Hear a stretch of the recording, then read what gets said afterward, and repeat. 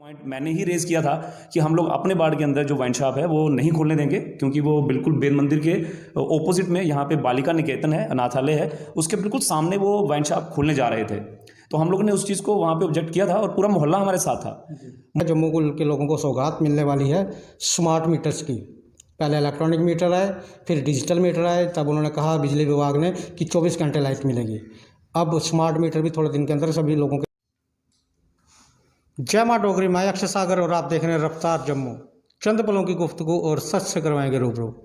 रफ्तार जम्मू के माध्यम से आज हमारे साथ बातचीत करने के लिए मौजूद हैं जम्मू की राजनीति में उभरती हुई शख्सियत और वार्ड नंबर 9 के काउंसलर सुनीत रैना जी। सुनीत रैना जी, रफ्तार जम्मू में आपका बहुत बहुत स्वागत है। धन्यवाद जी। सुनीत रैना जी, सबसे पहला सवाल, आपने देखा होगा कि कुछ दिन पहले Jammu circle road DC office के पास एक रोड ढह गई और काफ़ी सारी गाड़ियाँ नीचे चली गई।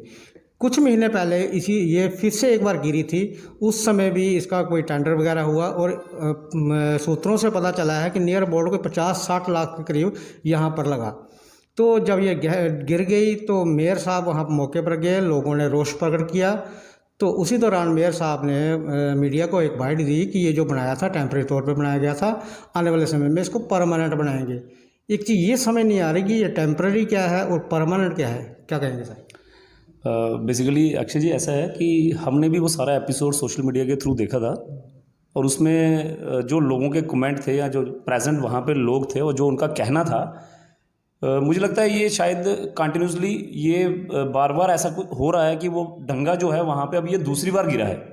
इससे पहले भी एक बार गिरा था और दोबारा से उसे रिस्टोर किया गया और अब ये दोबारा से गिर गया है।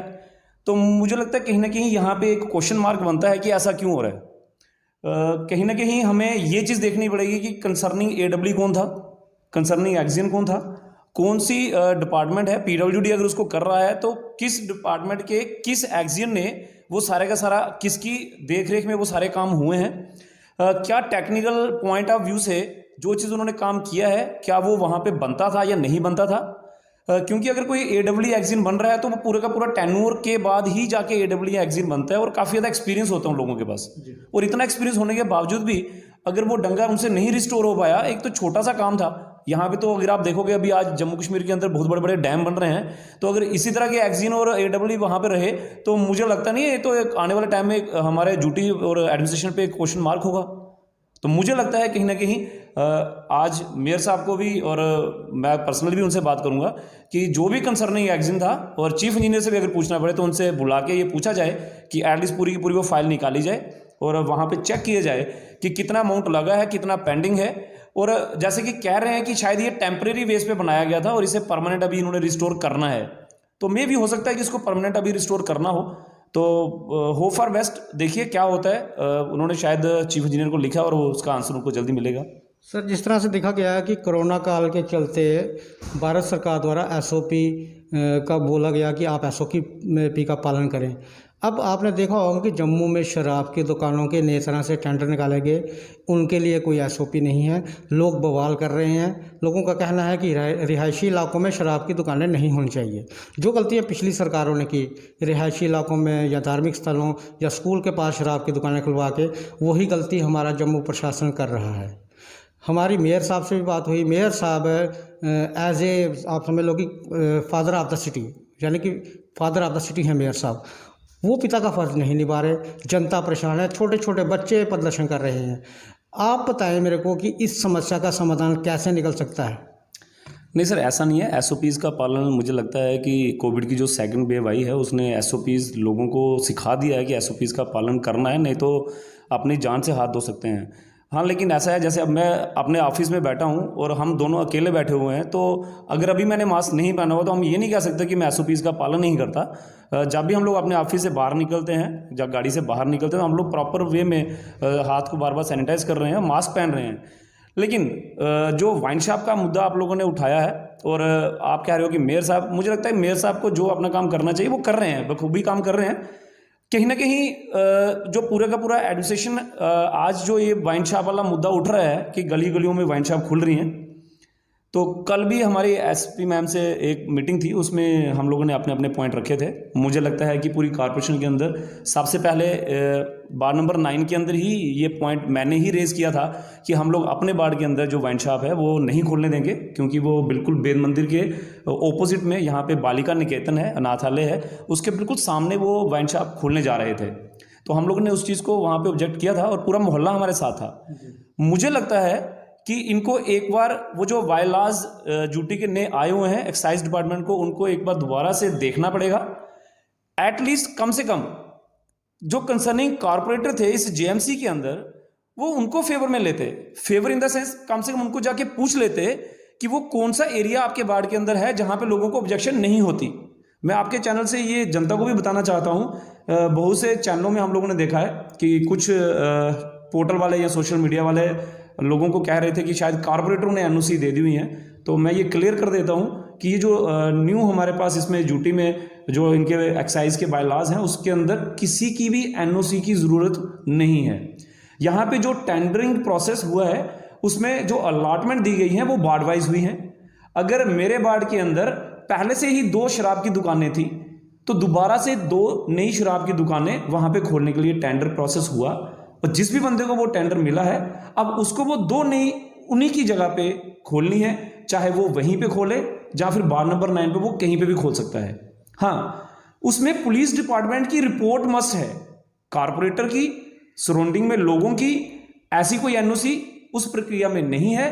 लेकिन पुलिस डिपार्टमेंट की जो एनओसी है वो उसमें एक्साइज डिपार्टमेंट ने मांगी हुई है।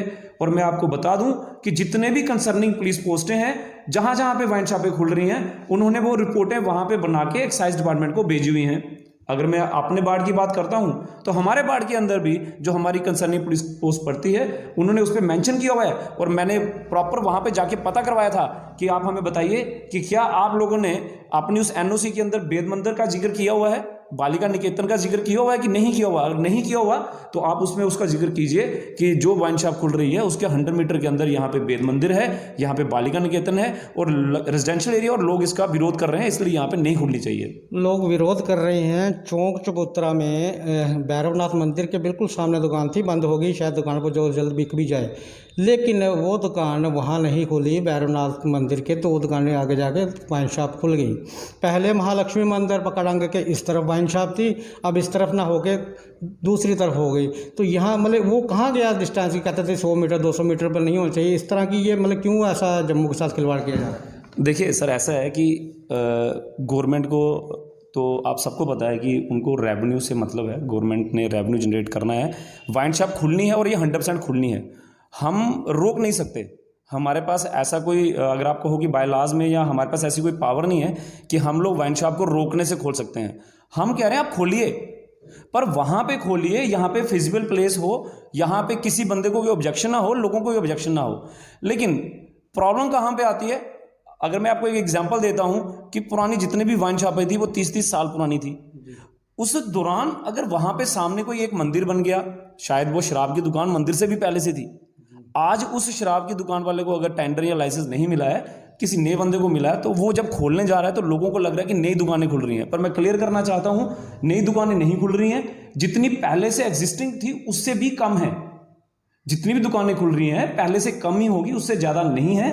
हाँ, सिर्फ अब एक इसमें थोड़ी सी पॉलिटिक्स भी हो रही है कि लोगों को गुमराह किया जा रहा है कि आपके साथ खुल रही है।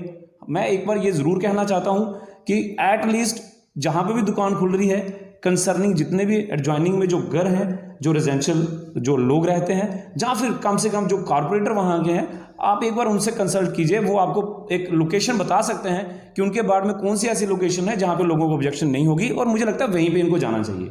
सर, धारा 370 टोटी 35 से तोड़ा गया, उसके बाद जम्मू JNK को यूटी बना दिया गया। इन दिनों जम्मू स्मार्ट सिटी में तब्दील हो रहा है और पुरजोर तरीके से काम चल रहा है। वर्टिकल गार्डन्स बन रहे हैं, वॉल पेंटिंग हो रही है, गार्डन्स की डेवलपमेंट हो रही है, और माँ डोगरी को दरकिनार करते हुए बड़े अच्छे अच्छे साइन बोर्ड्स भी लगाए जा रहे हैं।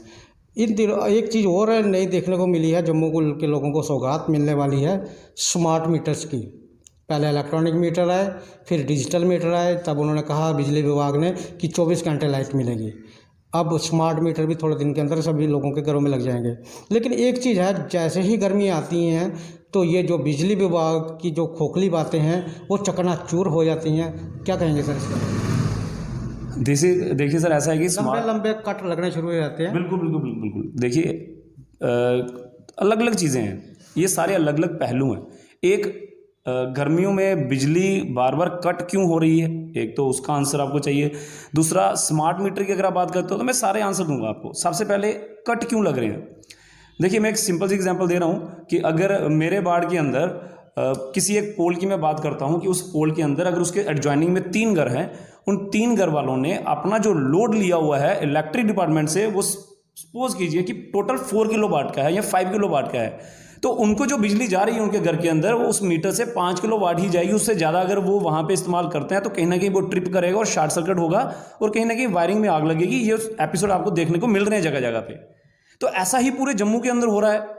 लोगों ने जो सैंक्शन लोड है वो कम है, लेकिन जो इस्तेमाल कर रहे हैं वो ज़्यादा है, जिसके चलते ये सारी दिक्कत आज हमें नज़र आ रही है। लेकिन मुझे लगता है कि विद इन डेज, कोरोना की वजह से थोड़ा डिले हो गया, इसको उन्होंने अभी थोड़ा सा अपलोड किया था और लोड जो है वो बढ़ाया है, जम्मू में भी बढ़ाया है और कश्मीर में भी बढ़ाया है। तो आने वाले टाइम में मुझे लगता है थोड़े दिनों के बाद ये सारा ठीक हो जाएगा। आपको नहीं लगता बिजली विभाग के अंदर किसी कोने में भ्रष्टाचार अपने आप को विस्तार कर रहा है या बढ़ा रहा है? आपने अपने क्वेश्चन का आंसर दे दिया।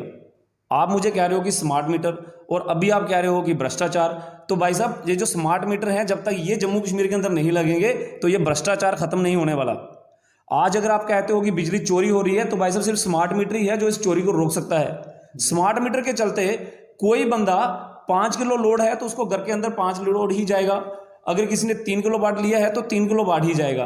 और उसकी पूरी रीडिंग जो है, एक पूरा का पूरा इनका सेंटर प्लेस बनेगी जहां पे मॉनिटरिंग होगी।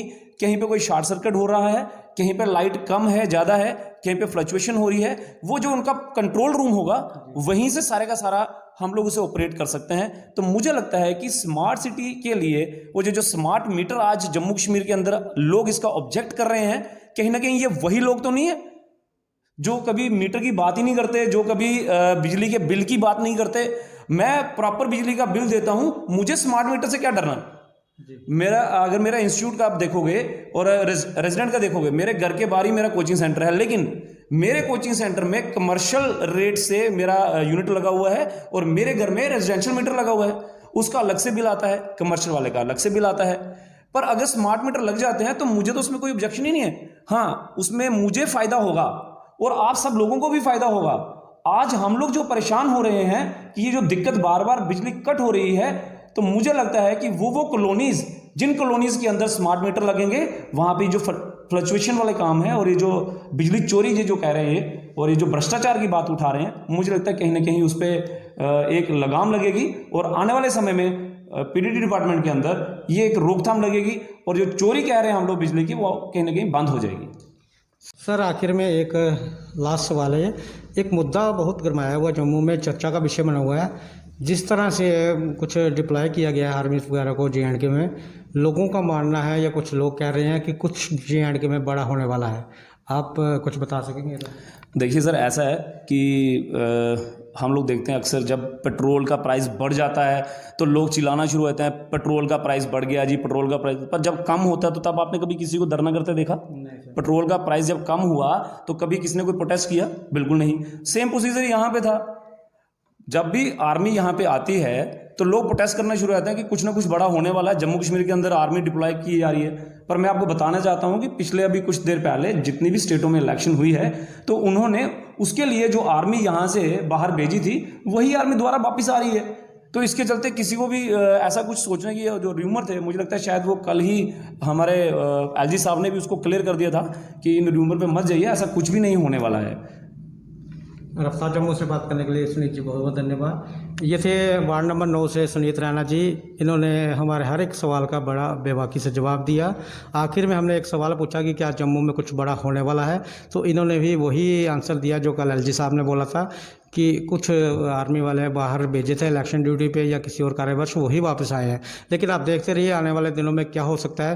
आप देखते रहिए रफ्तार जम्मू। जय जम्मू, जय भारत।